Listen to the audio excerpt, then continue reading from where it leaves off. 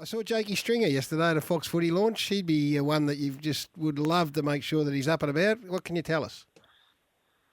Yeah, look, certainly, he's a really important player for us, and he was having a pretty good pre-season up until a few weeks ago, where he was just starting to get a little bit of groin soreness. So we decided to be a little bit conservative with him and sort of take him out of the program for a couple of weeks, which means he didn't play last week, and he's not going to play this week for us. But if everything continues along with his rehab, we're expecting him to be available for round one for us. So not a huge concern for us at this time of year. We'd certainly love to get some game time into him, but expecting him to be fit and healthy for round one. You would, and you'd expect this bloke to be fit and healthy too, Anthony McDonald-Tipungwuti. What can you tell us about where he's at right now? With that, I know you don't necessarily want to go into specifics, and that's fine. But in terms of his health and his fitness, both physically and mentally at the moment, where's he at? Yeah, look, I think he's in a pretty good space, and he's improving all the time, which is the main thing for us.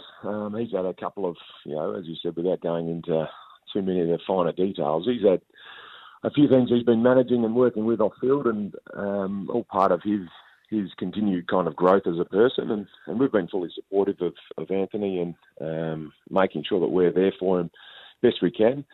But I've been working really closely with Anthony. Spoke to him the other day. He's really keen to start progressing and doing more and more within his training. So we're continually looking to build him up over these next few weeks, continue to build his fitness base, get the work in that he needs to be able to best set him up to return at his best. And I think ultimately that's what we want, that's what he wants. And, yep. And we want to make sure that we're seeing him out there again in the red and black and exciting the fans like we know he can. Well, you are talking to a lot of Essendon people now, Ben. Obviously, you're aware of that. What are your expectations of him in, say, the first half of the year? What would be the best case scenario, do you think, right now, given where he's at? Well, the best case scenario at the moment is that we get a really good continuity in his preparation and his training. I think that's going to be the best thing that's going to set him up for us to be able to see him back.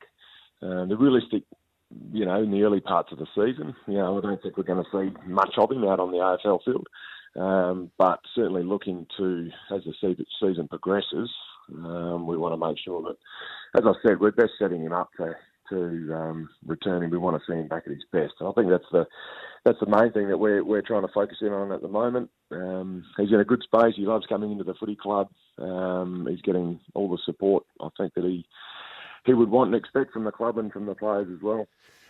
Benny, it was a noticeable difference in the way Essendon played last year. It was a bit more attacking and took the game on. It was good to watch. But one of the things that was key, I reckon, was that you settled your back group down, and all of a sudden you got Ridley and Redman and Stewart and Laverde and Heppel, who played solely and almost exclusively as defenders. Was that part of the plan? I mean, and there is a push these days to be able to throw people around a little bit, but that's five blokes who played the whole season in the back half.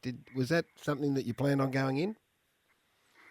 Yeah, I think Nick Allen's probably the other one that I'm not sure if you mentioned there, but he's another one that we brought to the club at the end of last season and played a lot of footy for us in the back line. And yeah. I think you're right. When we looked at that team that back line on paper at the start of the year, it was I was really excited by where I thought that group could get to, but I was also aware that they hadn't played a hell of a lot of footy down back or together, which I think is the key part of any good footy club. You need a good, stable back line that have played a lot of footy together. So they hadn't done that at the start of last year, and to be able to get the amount of footy we did into them last season and to watch them continually progress and evolve, I still think there's a lot of growth and improvement within that backline group, but I really like the group and the mix, and they all complement each other with their different skill sets, and they're at a good age where, I think we're going to be able to see them play together for a long time. And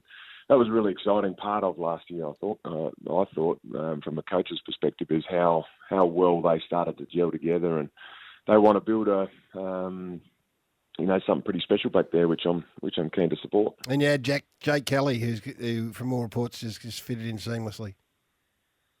Yeah, Jake's been great. He came over from Adelaide, obviously, as a more mature, experienced player, and he's fitted in seamlessly. And to be able to see him running around last week for us was fantastic. So he's another one who's going to add another aspect and another string to that bow down there in that backline group. Talking to Ben Rutten, the Essendon coach, in that practice game last week, Andy McGrath played a lot in defence. Is that where you're hoping to play him this year? Yeah, look, he did. He played a bit more back there, and I think we might have even played Zach Merrett down there a little bit as well. So both of those guys have been training a little bit within our backline group or our defensive half. And like we do with with some of our other midfielders, play them more in our forward line, whether they be Darcy Parish or Shield and Caldwell and Langford. We're just trying to make sure that we've got a really good spread of those players throughout. That midfield group is more expansive now than just the three midfielders that we see on the team sheet. We want to make sure that we spread that midfield group across the ground a little bit better and making sure that we've got some really smart ball users and decision makers like both Andy and Zach are. We want to make sure that we're getting the ball in their hands as much as we can. It's a big step up from, say, the under-18 football to AFL football, given the endurance that you need and the strength and power and all that type of thing. I thought, looking at Ben Hobbs last week in that game, he looked like he's a young kid who's really capable of playing a fair bit of AFL football in his first season. Have you been impressed with what you've seen from him so far? Yeah, look, we certainly have. I mean, we've kind of been pretty fortunate the last couple of years. We've had Archie Perkins and Nick Cox play a fair bit of footy last year, out from, COVID and not having played. So we're really pleased with the amount of footy that they were able to do. And I think Ben Hobbs is going to be pretty similar in terms of he's physically more developed than some guys that come through in their first season.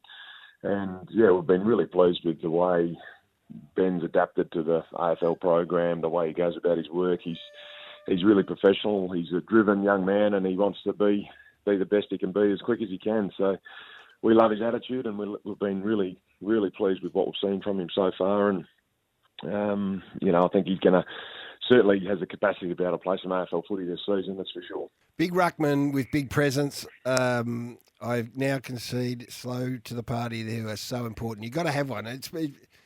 If you haven't, you're going to be more exposed than ever, I think, in this coming season. That's the way I'm reading it. And you've got one in your presence. He announced himself and then he had a little bit of an interruption last year. But again, Sam Draper's pre-season's been enormous, they tell me. And how good can he be? How influential can he be?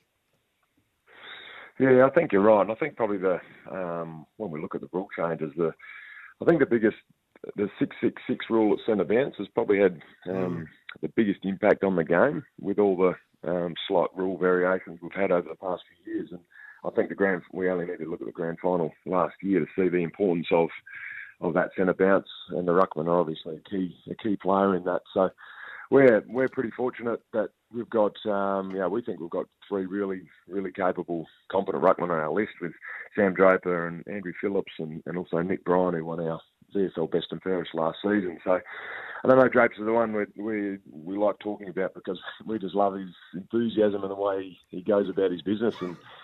And it's really, he's played probably less than 20 games of AFL footy, but we talk about him as if he's a seasoned veteran.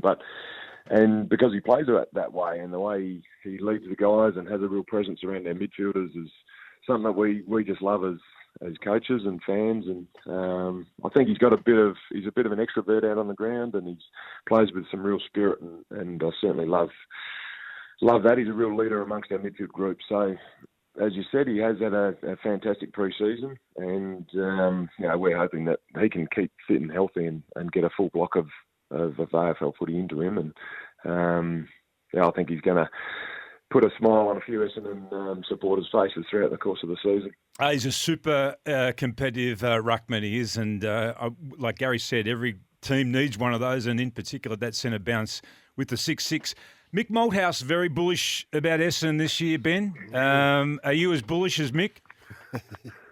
I think this is the time of year. I think every team's, without the scoreboard, every team's feeling really good about themselves. And we're kind of in a similar situation to that. And I think we've been able to put a program together throughout our pre-season to hopefully best prepare our boys to really attack the season. And there's no doubt last year being able to make the finals and have that experience and in the end get knocked out by a grand final team was just a fantastic experience for our guys, and we understand that we've got a lot of work to do, and there's a gap between where we are at the moment and the very best teams in the competition. But we're trying to put the best program in place. We're trying to create the best environment to be able to bridge that gap as quickly as we possibly can, and I think it generally takes the first 5 or 6 rounds of the season to be able to settle into the season and have a look at what the teams are doing and who's